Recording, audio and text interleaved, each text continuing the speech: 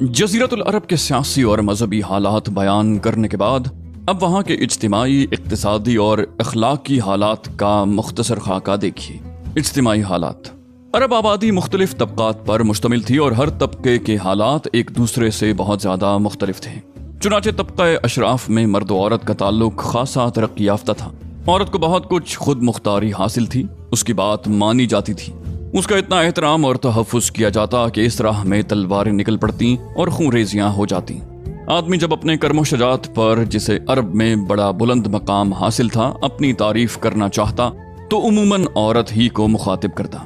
बसा औकात औरत चाहती तो कबाइल को सुलह के लिए इकट्ठा कर देती और चाहती तो उनके दरमियान जंग और खूंरेज़ी के शोले भड़का देती।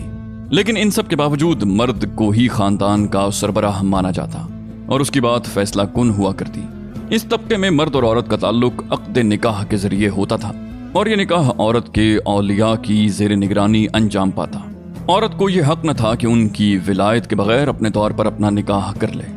एक तरफ तबका अशराफ का ये हाल था तो दूसरी तरफ दूसरे तबकों में मर्द और औरत के इख्तिलात की और भी कई सूरतें थीं, जिन्हें बदकारी और बेहयाई और फहशकारी और ज़िनाकारी के सिवा कोई और नाम नहीं दिया जा सकता। हज़रत आयशा रज़ी अल्लाह ताला अन्हा का बयान है कि जाहिलियत में निकाह की 4 सूरतें थीं। एक तो वही सूरत थी जो आज भी लोगों में राइज है कि एक आदमी दूसरे आदमी को उसकी ज़ेर विलायत लड़की के लिए निकाह का पैगाम देता है, फिर मंजूरी के बाद मेहर देकर उससे निकाह कर लेता है। दूसरी सूरत ये थी कि औरत जब हैज से पाक होती तो उसका शौहर कहता कि फलां शख्स के पास पैगाम भेजकर उससे उसकी शर्मगाह हासिल करो, और शौहर खुद उससे अलग थलग रहता और उसके करीब न जाता। यहाँ तक कि वाज़ेह हो जाता कि जिस आदमी से शर्मगाह हासिल की थी उससे हमल ठहर गया है। जब हमल वाज़ेह हो जाता तो उसके बाद अगर शौहर चाहता तो उस औरत के पास जाता। ऐसा इसलिए किया जाता था कि लड़का शरीफ और बाकमाल पैदा हो। इस निकाह को निकाह इस्तिब्ज़ा कहा जाता था और इसी को हिंदुस्तान में न्योग कहते हैं। निकाह की तीसरी सूरत यह थी कि 10 आदमियों से कम की एक जमात इकट्ठा होती, सबके सब एक ही औरत के पास जाते और बदकारी करते। जब वो औरत हामिला हो जाती और बच्चा पैदा होता तो पैदाइश के चंद रात बाद वो औरत सबको बुला भेजती और सबको आना पड़ता, मजाल न थी कि कोई ना आए। उसके बाद वो औरत कहती कि आप लोगों का जो मामला था वो तो आप लोग जानते ही हैं, और अब मेरे बतन से बच्चा पैदा हुआ है और ए फुला वो तुम्हारा बेटा है। वो औरत उनमें से जिसका नाम लेना चाहती लेती और वो उसका लड़का मान लिया जाता। चौथा निकाह ये था कि बहुत से लोग इकट्ठे होते और किसी औरत के पास जाते, वो अपने पास किसी आने वाले से इनकार न करती। ये रंडियां होती थीं जो अपने दरवाजों पर झंडियां गाड़े रखती थीं ताकि ये निशानी का काम दे और जो उनके पास जाना चाहे बेधड़क चला जाए। जब ऐसी औरत हामिला होती और बच्चा पैदा होता तो सबके सब उसके पास जमा होते और क़ियाफ़ा शिनास को बुलाते। क़ियाफ़ा शिनास अपनी राय के मुताबिक उस लड़के को किसी भी शख्स के साथ मुल्हक कर देता, फिर ये उसी से मरबूत हो जाता और उसी का लड़का कहलाता। वो इसे इनकार न कर सकता था।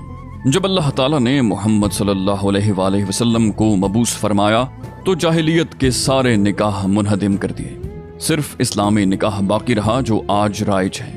अरब में मर्द और औरत के इर्तिबात की बात सूरतें ऐसी भी थीं जो तलवार की धार और नेज़े की नोक पर वजूद में आती थीं, यानी कबायली जंगों में गालिब आने वाला कबीला मगलूब कबीले की औरतों को कैद करके अपने हरम में दाखिल कर लेता।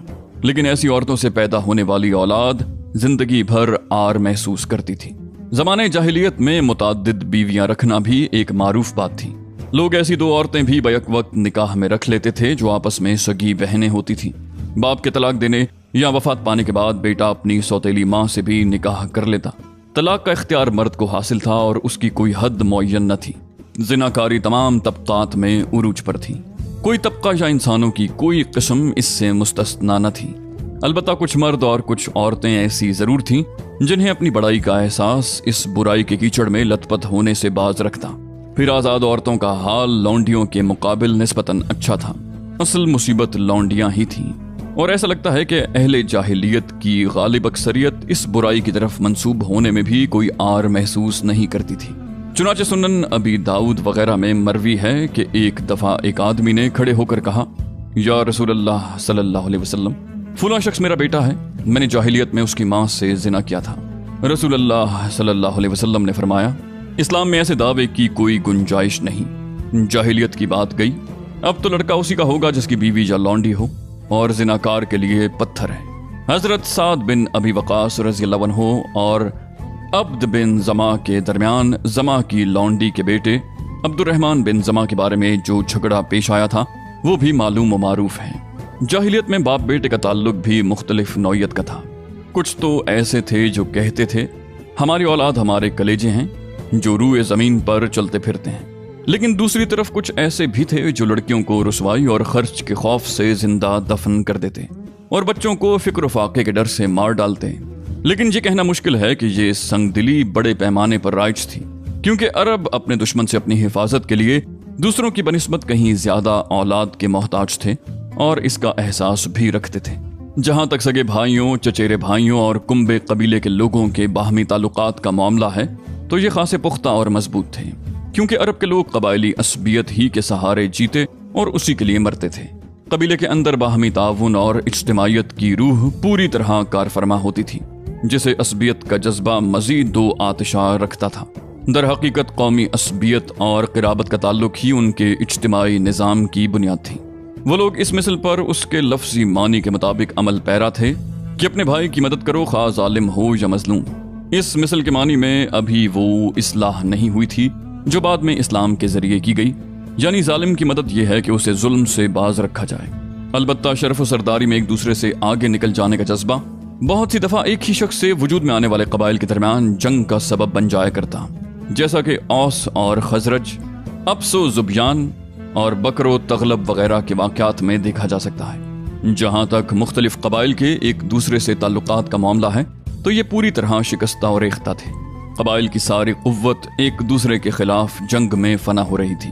البتہ دین اور خرافات کے آمیزے سے تیار شدہ بعض رسوم و عادات کی بدولت بسا اوقات جنگ کی حدت و شدت میں کمی آ جاتی، اور بعض حالات میں حلف اور تابعداری کے اصولوں پر مختلف قبائل یکجا ہو جاتے۔ علاوہ ازیں حرام مہینے ان کی زندگی اور حصول معاش کے لیے سراپا رحمت اور مدد تھے۔ خلاصہ یہ کہ اجتماعی حالت ضعف اور بے بصیرتی کی پستی میں گری ہوئی تھی، جہل اپنی تنابیں تانے ہوئے تھا اور خرافات کا دور دورہ تھا۔ لوگ جانوروں جیسی زندگی گزار رہے تھے، عورتیں بیچی اور خریدی جاتی تھیں اور بعض اوقات اس سے مٹی اور پتھر جیسا سلوک کیا جاتا۔ قوم کے باہمی تعلقات کمزور بلکہ ٹوٹے ہوئے تھے اور حکومتوں کے سارے عزائم اپنی رعایا سے خزانے بھرنے یا مخالفین پر فوج کشی کرنے تک محدود تھے۔ اقتصادی حالت اجتماعی حالت کے تابع تھی۔ اس کا اندازہ عرب کے ذرائع معاش پر نظر ڈالنے سے ہو سکتا ہے کہ تجارت ہی ان کے نزدیک ضروریات زندگی حاصل کرنے کا سب سے اہم ذریعہ تھی، اور معلوم ہے کہ تجارتی آمد و رفت امن و سلامتی کی فضا کے بغیر آسان نہیں، اور جزیرت العرب کا حال یہ تھا کہ سوائے حرمت والے مہینوں کے امن و سلامتی کا کہیں وجود نہ تھا۔ یہی وجہ ہے کہ صرف حرام مہینوں ہی میں عرب کے مشہور بازار اکاز، ذی المجاز اور مجنہ وغیرہ لگتے تھے۔ جہاں تک صنعتوں کا معاملہ ہے تو عرب اس میدان میں ساری دنیا سے پیچھے تھے۔ کپڑے کی بنائی اور چمڑے کی دباغت وغیرہ کی شکل میں جو صنعتیں پائی بھی جاتی تھیں وہ زیادہ تر یمن، ہیرا اور شام کے متصل علاقوں میں تھیں۔ البتہ اندرون عرب کھیتی باڑی اور غلہ بانی کا کسی قدر رواج تھا۔ ساری عرب عورتیں سوت کاٹتی تھیں، لیکن مشکل یہ تھی کہ سارا مال و متاع ہمیشہ لڑائیوں کی زد میں رہتا تھا۔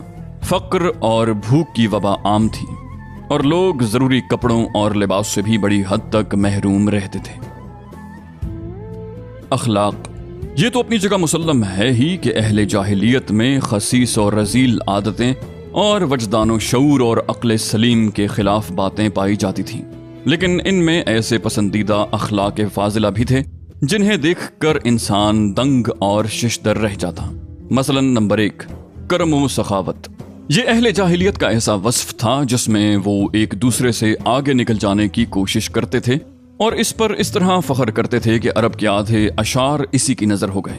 اس وصف کی بنیاد پر کسی نے خود اپنی تعریف کی ہے تو کسی نے کسی اور کی۔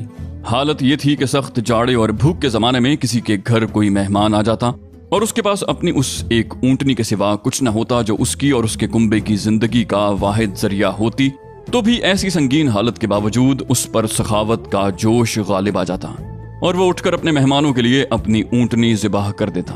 ان کے کرم ہی کا نتیجہ تھا کہ وہ بڑی بڑی دیت اور مالی ذمہ داریاں اٹھا لیتے اور اس طرح انسانوں کو بربادی اور خون ریزی سے بچا کر دوسرے رئیسوں اور سرداروں کے مقابل فخر کرتے۔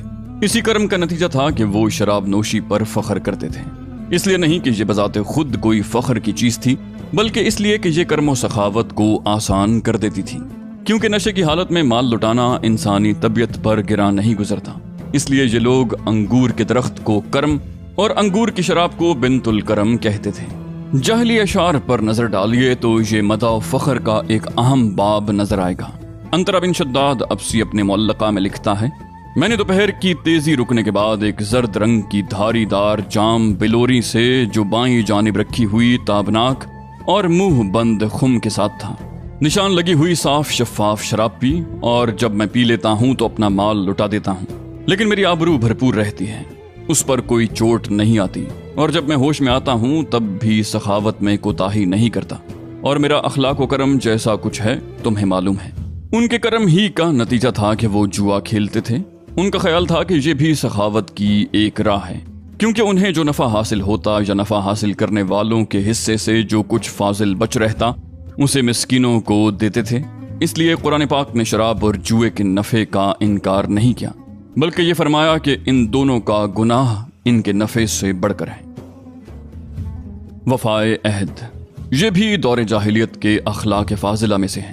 عہد کو ان کے نزدیک دین کی حیثیت حاصل تھی، جس سے وہ بہرحال چمٹے رہتے تھے، اور اس راہ میں اپنی اولاد کا خون اور اپنے گھر بار کی تباہی بھی ہیچ سمجھتے تھے۔ اسے سمجھنے کے لیے ہانی بن مسعود شیبانی، سموئل بن عادیہ اور حاجب بن زرارہ کے واقعات کافی ہیں۔ خودداری اور عزت نفس، اس پر قائم رہنا اور ظلم و جبر برداشت نہ کرنا بھی جاہلیت کے معروف اخلاق میں سے تھا۔ اس کا نتیجہ یہ تھا کہ ان کی شجاعت اور غیرت حد سے بڑی ہوئی تھی۔ وہ فوراً بھڑک اٹھتے تھے اور ذرا ذرا سی بات پر جس سے ذلت و اہانت کی بو آتی شمشیر و سنان اٹھا لیتے اور نہایت خونریز جنگ چھیڑ دیتے۔